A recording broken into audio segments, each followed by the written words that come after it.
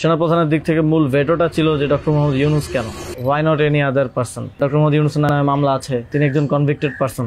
একজন convicted person আসলে কিভাবে একটা দেশের প্রধান উপদেষ্টা হতে পারে? আওয়ামী লীগ একটা লোককে একেবারেই দেখতে পারছে না, এবং বাংলাদেশে তো আলটিমেটলি 30-40% পিপল আওয়ামী লীগকে সাপোর্ট করে। এই 30-40% পিপলের মতামতের বিরুদ্ধে গিয়ে একটা লোককে প্রধান উপদেষ্টা করা উচিত? সেনাপ্রধান লাস্ট আমাদেরকে বলেছিল যে আমি বুকে পাথর চাপা দিয়ে এই সিদ্ধান্তটা মেনে নিচ্ছি। আমাদের এই দীর্ঘমেয়াদী পরিকল্পনাটা করতে হতো যে যখন থেকে আমরা ফার্ম ছিলাম যে শেখ হাসিনাকে চলে যেতে হবে, তারপরে কি হবে? আমরা তো আর শেখ হাসিনা চলে যাওয়ার পরে দেশটাকে ছেড়ে দিতে পারি না। তো এই জায়গা থেকে আমরা দেখা যায় যে এই চিন্তাটা আস্তে আস্তে আসতে থাকে, কিন্তু ওই সময়টাতে আসলে এটা বিশ্বাস করাও কঠিন ছিল যে 5 তারিখের মধ্যেই হয়তো হয়ে যাবে। আমাদের তো এমনকি সশস্ত্র অভ্যুত্থানের প্রস্তুতিও ছিল। 5 তারিখ যদি আমরা সফল না হতাম, হয়তো আমরা অস্ত্র তুলে নেওয়ার ঘোষণা দিতাম, এবং নাইট বাই ভিডিও বার তো রেডি রেখেছিল, আমিও কি ঘোষণা দিব সেটাও রেডি ছিল। তবে এর আগে আমরা এটা অনুভব করি যে পরবর্তীতে আমরা আসলে দেশটার আসলে কি হবে শেখ হাসিনা চলে যাওয়ার পরে। সেই জায়গা থেকে মানে এটা কোনো কালেকটিভ ডিসিশন এরকম ছিল না, এমন না যে আমরা মিটিং করে ডিসিশন নিয়েছি যে ডক্টর ইউনূসকে প্রধান উপদেষ্টা বানানো হবে বা এরকম কিছু। তখন আমার মূলত যোগাযোগ হয় ইয়ের সাথে, যে যোগাযোগ হচ্ছিল আমেরিকান এম্বাসির কয়েকজনের সাথে। এর পাশাপাশি হচ্ছে সাবেক ছাত্রদলের এক বড় ভাই আছেন শামীম ভাই, উনি মিরপুরে অর্গানাইজার হিসেবে খুব ভালো ভূমিকা পালন করছিলেন। তো ওনার সাথে আমার যোগাযোগ হচ্ছিল। উনি মূলত ওনার যোগাযোগটা ছিল মূলত মুশফিকুল ফজল আনসারি ওনাদের সাথে আর কি। তো ওনার মাধ্যমে আমার ডক্টর আলী রিয়াজ, তারপর হচ্ছে বদির আলম মজুমদার স্যারদের সাথে যোগাযোগ হয়। ওনাদের সাথে আমি কথা বলি। 1 তারিখ যখন আমাদেরকে ডিবি থেকে ছেড়ে দেওয়া হয়, সেদিন প্রাথমিক কথা হয়, কিন্তু 2 তারিখ মূলত আসল কথাবার্তা শুরু হয়। ওনাদের সাথে কথা বলে এবং ওনাদেরকে তখন আমি জিজ্ঞেস করছিলাম যে ডক্টর মোহাম্মদ ইউনূস কি আসবেন কিনা যদি আমরা আহ্বান করি। তো সবার একটা কমন কথা ছিল উনি আসবেন না, কারণ ওনাকে এর আগেও তো অনেকবার চেষ্টা হয়েছে আহ্বান করার। ওই 24-এর নির্বাচনের আগেও একটা আলোচনা ছিল, এবং এর আগেও 19 সালের দিকে একটা আলোচনা ছিল। এর আগেও যখন তত্ত্বাবধায়ক সরকার ছিল তখনও ওনাকে আনার চেষ্টা করা হয়েছিল, বাট উনি সবসময় পলিটিক্যালি থেকে রিফিউজ করেছেন, দূরে থাকতে চেয়েছেন। তো আলী রিয়াজ স্যারও আমাকে বললেন, বদির আলম মজুমদার স্যারও বললেন যে উনি আসবেন না। আরও যাদের সাথে কথা হচ্ছিল উনি রাজি হবেন না, এই ধরনের একটা কথা ছিল। বাট আমি সরাসরি ওনার সাথেই কথা বলতে চাই, এবং তখন হচ্ছে ওই শামীম ভাই আমাকে ওনার বর্তমান যে এপিএস সাব্বির ভাইয়ের নাম্বার দেন। তো সাব্বির ভাইয়ের সাথে যোগাযোগ করার পর সাব্বির ভাই আমাকে বলেন যে আমি তো স্যারের সাথে নাই। তো স্যারের সাথে মঈন চৌধুরী নামের একজন তখন স্যারের প্রাইভেট সেক্রেটারি হিসেবে কাজ করছিলেন। তো সাব্বির ভাই আমাকে মঈন চৌধুরীর নাম্বার দেন। মঈন চৌধুরীর সাথে আমি যোগাযোগ করি 2 তারিখ কি 3 তারিখ হবে, এবং ওনার সাথে আমার কথা হয়। এবং উনি তখন বলছিলেন যে স্যারের একটা ছোটো সার্জারি আছে। স্যার তখন ফ্রান্সে ছিলেন। তো সার্জারি আছে, এবং পরবর্তীতে আমি ওনাকে মেসেজগুলো ক্লিয়ার করার চেষ্টা করি যে আমরা চাচ্ছি এমনটা। তো উনি স্যারের সাথে কথা বলেন। স্যার আমাদেরকে পরে একটা মেসেজ পাঠান যে তোমরা যেটা করতেছো আমি তোমাদের সাথে আছি আর কি। এটা হচ্ছে 2 তারিখের দিকে স্যার একটা মেসেজ আমাদেরকে পাঠান থ্রু মঈন চৌধুরী, কিন্তু তখনও কথা হয়নি। স্যারের সাথে আমার প্রথম কথা হচ্ছে, মানে আমি বারবার ইনসিস্ট করছিলাম সরাসরি কথা বলতে, কারণ সবাই সবাই অনুৎসাহিত করতেছে যে স্যার আসবেন না, আদার অপশনস দেখার জন্য, প্রধান উপদেষ্টা হিসেবে অন্য কাউকে দেখার জন্য অনেক নামও আসতেছিল, অনেক নামও সাজেশন আসতেছিল। কিন্তু আমার চিন্তাটা ছিল যে আমাদের যে অর্থনৈতিক ভঙ্গুর পরিস্থিতি, তারপরে একটা বিশেষ পরিস্থিতিতে আমরা সরকার গঠন করলে সেটার জাতীয় আন্তর্জাতিক যেই স্বীকৃতির ব্যাপার আছে, এগুলো আসলে ডক্টর মোহাম্মদ ইউনূস ছাড়া পসিবল হবে না। তো সেই জায়গা থেকে আমি বারবার যোগাযোগ করার চেষ্টা করি। পরে মঈন চৌধুরী স্যারের সাথে আমাকে কথা বলিয়ে দেন। সম্ভবত ওনার নাম্বার থেকেই প্রথম কথা বলা হয়, এবং স্যারকে আমি অ্যাপ্রোচ করার পরে স্যার আমাকে বললেন যে আমি হচ্ছে তোমরা অন্য কাউকে ভাবো। এটা সম্ভবত 3 তারিখ। স্যার বললেন যে, এবং স্যার কয়েকজনের নামও বললেন যে তোমরা ওনাদেরকে ভাবতে পারো। এর মধ্যে 2-1 জন আমাদের উপদেষ্টা পরিষদেও আছে এখন। স্যার বললেন যে আমার লাইফটা তো ডিফারেন্ট, আমি এখান থেকে আসবো কিনা। এবং উনি বলেন যে তাহলে, আমি যখন বললাম যে স্যার আপনাকে ছাড়া হবে না, আপনাকে আসতেই হবে, তখন উনি বললেন যে আমি ভেবে দেখি, তোমরাও ভাবো, যদি আদার কোনো বেটার অপশন পাওয়া যায় তাহলে তোমরা ভাবো, আর আমিও ভেবে তোমাদেরকে জানাবো। তো 3 তারিখ তো অনেক কিছু আনসার্টেন ছিল, এক দফা শুধু ঘোষণা হয়েছে, কবে পতন হবে, কবে আসবে, এটা আনসার্টেন ছিল। আমার মনে হয় এটাও ডিসিশন নেওয়ার ক্ষেত্রে একটা বাধা ছিল সে সময়।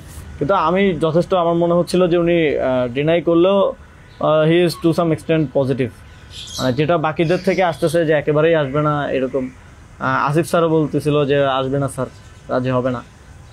তো আবার আমার মনে হচ্ছিল যে এই লোকগুলো তো সবাই স্যারকে পার্সোনালি চেনে, ওনারা বলতেছে, কিন্তু আমরা ইনসিস্ট করি, আমি ইনসিস্ট করি। এবং আমি তখন আসলে বাকিদেরকে জানিয়ে রাখছিলাম যে আমার স্যারের সাথে যোগাযোগ হচ্ছে। তখন এটা কোনো কালেকটিভ ডিসিশন ছিল না যে ওনাকে আমরা প্রধান উপদেষ্টা করব। আমি নাহিদ ভাই, মাহফুজ ভাইদেরকে জানিয়ে রাখি যে আমার ওনার সাথে যোগাযোগ হচ্ছে, দেখি এটা কোথায় যায়। আর সবার কাছেই তো তখন সময়টা আনসার্টেন ছিল যে কখন পতন হবে, কখন সরকার হবে। এটা অনেক ফার সাইটেড আসলে বিষয় ছিল ওই সময়টাতে, কারণ আমাদের মনে হচ্ছিল না যে 5ই আগস্ট পতন হবে, আমাদের মনে হচ্ছিল যে আরও হয়তো দীর্ঘ সময় আমাদের লড়াই করতে হতে পারে। ইভেন সব ধরনের সম্ভাবনাই ছিল, এটা একটা গৃহযুদ্ধের দিকে যাওয়ার পরিস্থিতিও ছিল ওই সময়টাতে। তো পরবর্তীতে যখন এরপরও স্যারের সাথে আমার কমিউনিকেশন, স্যারের টিমের সাথে কমিউনিকেশন চলছিল। 5 তারিখ মূলত স্যারের সাথে আবার কথা হয়। মঈন চৌধুরীর সাথে রেগুলারই কথা হচ্ছিল, প্রতিদিন 2-3 বার কলে কথা বলছিলাম। 5 তারিখ স্যার যখন সার্জারিতে ঢুকবেন, ঢোকার আগে হচ্ছে কথা হয়, যখন শেখ হাসিনা পালিয়ে গেল সন্ধ্যায় আমরা চ্যানেল 24-এর অফিসে। তখন আমি স্যারের সাথে কথা বলতে চাই যে এখন তো পতন হয়ে গেছে, এখন একটা ডিসিশনে আসতে হবে। তো তখন মঈন ভাই স্যারের সাথে আমাদেরকে কলে যুক্ত করেন। তো চ্যানেল 24 অফিসেই নাহিদ ভাই আর আমি আমার ফোন থেকে লাউডস্পিকারে স্যারের সাথে কথা বলি। তো স্যারকে আমরা বলি যে স্যার এখন একটা ডিসিশন আসতে হবে, আর স্যারও সার্জারিতে চলে যাচ্ছিলেন তারপরে ডিসিশন দেওয়াটা। তো স্যার এক ধরনের তখন মনোসম্মতি দিলেন যে আমি আসব। আর এর মাঝে তো 2 দিন স্যারও আলোচনা করেছেন বিভিন্ন পর্যায়ে, আমি আসবো, তবে বিস্তারিত কথা বলার আগে তোমরা কোথাও এটা অ্যানাউন্স করো না আর কি। তো এই আলোচনাটা হওয়ার পরে আমরা, অনেকগুলো বিষয় ছিল ডিসকাস করার মতো, আলোচনাটা হওয়ার পরে আমরা চ্যানেল 24-এর অফিসে প্রেস ব্রিফিংটা করি সেদিন রাতে, এবং সরকারের রূপরেখাটা কী হবে সেখানে ঘোষণা করি, একটা অন্তর্বর্তীকালীন জাতীয় সরকার ঘোষণার কথা বলি। এছাড়াও আরও রূপরেখাগুলো বলি যে রাজনৈতিক অংশগ্রহণ, তারপর সিভিল সোসাইটি, তারপরে অভ্যুত্থানের নেতৃত্বের অংশগ্রহণ, এই পলিসিগুলো আমরা সেখানে ঘোষণা করি। স্যারের নামটা ঘোষণা করা হয়নি।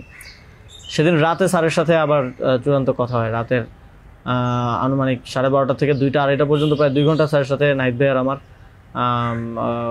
কলে কথা হয়, এবং সেখানে আমরা বিস্তারিত বিভিন্ন বিষয়গুলো আলোচনা করি। এবং স্যারের কিছু কনসার্ন ছিল, সেগুলো আমরা ডিসকাস করি যে এটা আবার 1-11 মতো একটা সরকার হবে কি না, মানে আমরা ক্ষমতায় বসবো কিন্তু পেছন থেকে আর্মি আমাদেরকে চালাবে কিনা, অথবা অন্য কেউ আমাদেরকে ডিক্টেট করবে কিনা। স্যারের কনসার্ন ছিল এটা। স্যারের কনসার্ন ছিল যে আমি আসলে আমাকেই স্বাধীনতাটা দিতে হবে, আমি আসলে এটা আর্মি রান করবে কিংবা পেছন থেকে কেউ রান করবে, এটা হলে আমি আসবো না। তো আমরা স্যারকে বলেছি যে আমাদের পজিশনে এটাই, যে গভর্নমেন্ট যদি আমরা ফর্ম করি, গভর্নমেন্ট স্বাধীনভাবে কাজ করতে হবে, এবং এখানে সেনাবাহিনী কিংবা অন্য কোনো অথরিটি যদি হস্তক্ষেপ করতে চায়, সেক্ষেত্রে আমরা মাঠ থেকে সেটাকে চ্যালেঞ্জ করবো আর কি। তো এই ধরনের একটা নিশ্চয়তা স্যারকে আমরা দিই আমাদের এন্ড থেকে। তারপর এক ধরনের কথা হয় যে উপদেষ্টা পরিষদ কেমন হবে, স্যার আমাদেরকে বলেন যে তোমরা ঠিক করো। আর স্যার কিছু সাজেশন দেন। স্যারের টিম থেকে 6 তারিখ সম্ভবত প্রায় 5 তারিখ রাতেই 23-24টা নাম আসে আমার কাছে। তো ওই নামগুলোর সাথে আমরা যে নামগুলো ঠিক করি প্রায় কমন ছিল অনেকগুলো। তারপর আমরা একটা লিয়াজু কমিটি করা হয়, যারা হচ্ছে সকল রাজনৈতিক দলের সাথে আলোচনার ভিত্তিতে একটা উপদেষ্টা পরিষদ গঠন করবে। তো ওই লিয়াজু কমিটির আহ্বায়ক ছিল মাহফুজ ভাই। তো ওনারা কমিউনিকেশন শুরু করে দেয় জামাতের সাথে, বিএনপির সাথে, আরও যারা রাজনৈতিক দল আছে, সিভিল সোসাইটি আছে, তাদের সাথে যোগাযোগের মাধ্যমে সবার থেকে নাম প্রস্তাব আসতে থাকে। কিছু নাম ছিল কমন, আমাদের এখানেও কমন, যেমন কিছু মানুষজন, যেমন সালাউদ্দিন আহমেদ স্যার, উনি তো অর্থনীতিতে বাংলাদেশে মানে এই মুহূর্তে যদি আমরা চিন্তা করি তাহলে ওয়ান অফ দ্য বেস্ট। তো ওনার নামটা সব দিক থেকে আসে। তো এরকম কিছু কমন নাম আসে, আবার কিছু নাম দেখা যায় আমরা ইনক্লুড করি বা কোনো এক পক্ষ থেকে আসে, কিন্তু অন্য পক্ষ এটাকে আবার রিফিউজ করে। বিএনপির কিছু নামের ব্যাপারে আপত্তি ছিল, তাদেরকে পরে নেওয়া হয়নি। তো এভাবে একটা মোটামুটি সবার সাথে কনসালটেশনের ভিত্তিতে একটা উপদেষ্টা তালিকা করা হয়। এবং যেদিন স্যার ল্যান্ড করে বাংলাদেশে আসেন 8 তারিখ দুপুরে, আর্মি থেকেও কিছু নাম প্রস্তাব করা হয়। কিন্তু আমরা একটু প্রায় 5-6টা নাম আমরা একটু ঘেটে দেখলাম যে এই লোকগুলো ওইভাবে সর্বজন গ্রহণযোগ্য না। এবং আরেকটা সমস্যা হচ্ছে তাদের অনেকেরই হয় না যে সফট আওয়ামী লীগ অ্যান্ড আওয়ামী লীগের সিভিল সোসাইটি হিসেবে পরিচিত, অথবা তাদের ব্যাকগ্রাউন্ডটা একজন আর্মি অফিসিয়ালসের নাম ছিল সেখানে, এক্স আর্মি অফিসিয়ালস। তার ব্যাকগ্রাউন্ড আমরা দেখি যে তিনি ইন্ডিয়ায় তিনি 4 বছর ছিলেন এবং 4 বছরে তিনি কয়েকটা কোর্স করেছেন সেখানে। সো আবার ওনার ব্যাপারে জনমত হচ্ছে র কানেক্টিভিটি আছে। তো ওই নামগুলো আমরা কেটে দেই এবং সেখানে আর্মি কিছুটা নাকশ হয় যে এই নামগুলো কেটে দেওয়ার পরে।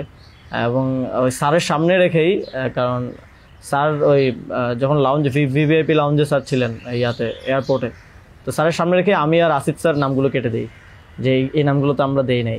সেখানে আর্মি চিফও ছিলেন। তো আমাদের ইয়েটা ছিল এটাই যে আগের রাতে আমরা যেটা কথা বললাম যে এই উপদেষ্টা পরিষদে যদি আর্মির লোকজনই বেশি থাকে তাহলে তো এটা দিচ্ছে আর্মি ব্যাগড আবার 111 টাইপ গভর্নমেন্টই হচ্ছে। সেই জায়গা থেকে আমরা এই নামগুলো নিতে চাইনি। তবে সেখানে আমরা যুক্তি দিয়েছি যে কারণ সবার প্রোফাইলটা যখন আমরা একটু ঘাটাঘাটি করেছি দেখেছি সবারই কোনো না কোনো প্রবলেমেটিক এলিমেন্ট সেখানে আছে। হয় তার র কানেক্টিভিটি হিসেবে জনমত আছে, মানুষের মধ্যে গুঞ্জন আছে, অথবা তার আওয়ামী লীগের সিভিল সোসাইটি হিসেবে পরিচিতি আছে। তো এই ধরনের একটা বিষয় ছিল ওই 5-6টা নামের মধ্যে, যে কারণে আমরা সবগুলো নামই প্রায় কেটে দিই। শুধু একটা নাম আমরা রেখেছিলাম সিএসটি উপদেষ্টা যিনি আছেন, কারণ আমাদের কাছে মনে হচ্ছে ওইটা সেন্সিটিভ জায়গা এবং দেশের এরকম একটা ট্রানজিশন টার্মাল সিচুয়েশনে যেহেতু আর্মি পুরোপুরি আমাদের পার্বত্য অঞ্চলের সমস্যাগুলো ডিল করে, তো সেখানে তাদের কথাটা রাখা উচিত। সেই জায়গা থেকে ওনার নামটা আমরা রাখি, শুধু আর্মির প্রপোজাল থেকে বাকিগুলো কেটে দেওয়া হয়। তো এভাবেই একটা এবং এছাড়াও আরেকটা ইয়ে ছিল যে 6 তারিখ আর্মির সাথে আমাদের একটা বৈঠক হয়, 3 বাহিনী প্রধান তারপর রাষ্ট্রপতি, প্রায় 4 ঘন্টার একটা বৈঠক হয়। যেটার মূল কথাটা ছিল যে সেনাপ্রধানের দিক থেকে মূল ভেটোটা ছিল যে ডক্টর মোহাম্মদ ইউনূস কেন, why not any other person. তো আমরা আমাদের জায়গায় অ্যাডামেন্ট ছিলাম, বিকজ আমরা তো 5 তারিখ রাতেই ঘোষণা দিয়ে দিয়েছি যে doctor Mohammad Yunus will be the chief adviser of the next interim government.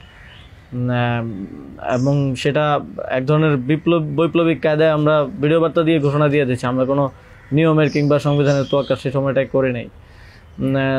কিন্তু উনি বারবার বলার চেষ্টা করছিলেন যে ডক্টর মোহাম্মদ ইউনূসের নামে মামলা আছে, তিনি একজন কনভিক্টেড পারসন। একজন কনভিক্টেড পারসন আসলে কীভাবে হতে পারে, একটা দেশের প্রধান উপদেষ্টা হতে পারে।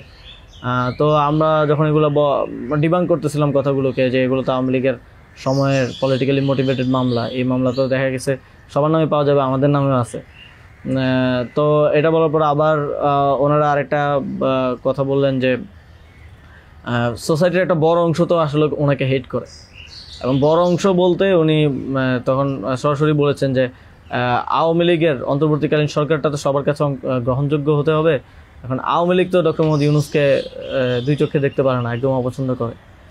তো এখন এই আওয়ামী লীগ একটা লোককে একেবারেই দেখতে পারছে না, এবং বাংলাদেশে তো আলটিমেটলি 30-40% পিপল আওয়ামী লীগকে সাপোর্ট করে। এই 30-40% পিপলের মতামতের বিরুদ্ধে গিয়ে একটা লোককে প্রধান উপদেষ্টা করা উচিত।